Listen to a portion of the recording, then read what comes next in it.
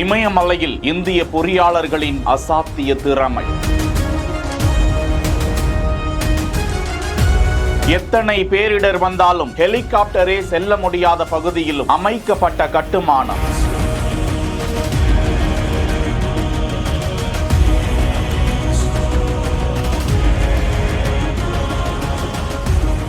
கடுமையான கரடு முரடான பகுதிகளில் அமைக்கப்பட்ட மோனோ ரயில் சிஸ்டம்.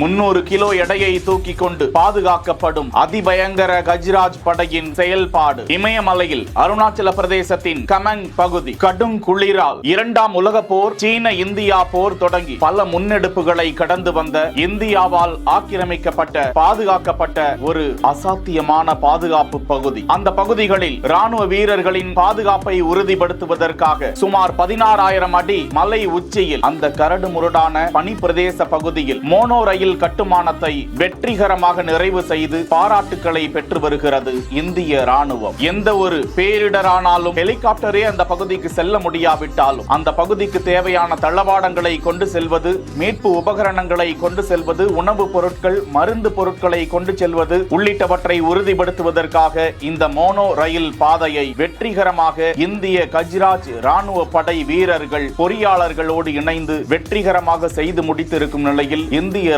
ராணுவத்தினருக்கு பாராட்டுகளும் நன்றிகளும் குவிந்து வருகின்றன.